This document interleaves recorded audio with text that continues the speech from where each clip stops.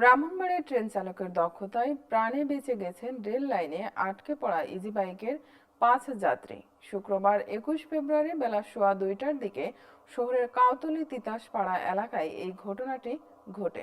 এই ঘটনা ঘটে বলে জানিয়েছেন ঢাকা থেকে ছেড়ে আসা চট্টগ্রামের নাসিরাবাদ এক্সপ্রেসের লোকোমাস্টার চালক সহ মোহাম্মদ এনায়েত হোসেন খান। তবে বেঁচে যাওয়া ইজি বাইকের চালক যাত্রীদের নাম পরিচয় জানা সম্ভব হয়নি। স্থানীয়রা জানান, শুক্রবার দুপুরে 2টার দিকে নাসিরাবাদ এক্সপ্রেস ট্রেনটি ব্রাহ্মণবাড়িয়া রেলওয়ে স্টেশন অতিক্রম করে। এর মধ্যে কাউতলী তিতাসপাড়া এলাকায় রেল লাইন অতিক্রম করার সময় আটকে পড়ে একটি ইজি বাইক।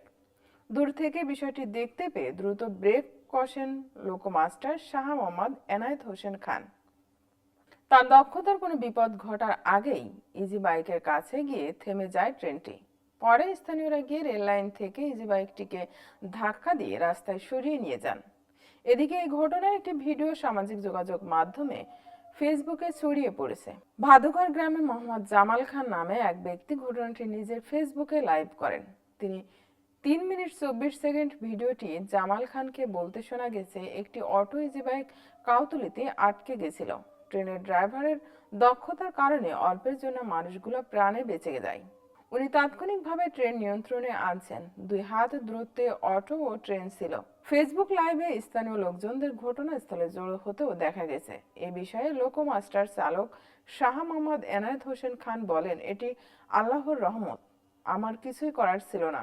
আমি ভেবেছিলাম ট্রেনের সঙ্গে ধাক্কা লেগে গেছে, পরে দেখলাম লাগেনি।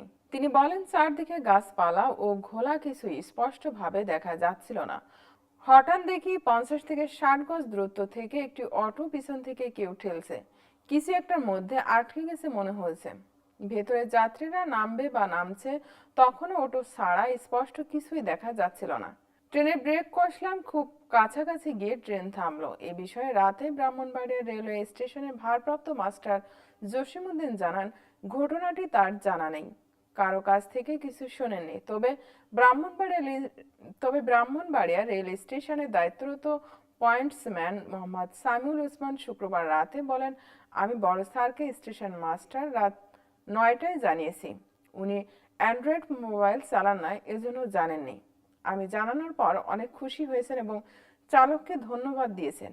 ওসমান আরও বলেন, ট্রেনের চালক অনেক মানবিক মানুষ, এজন্য 5 জনকে বাঁচিয়েছেন।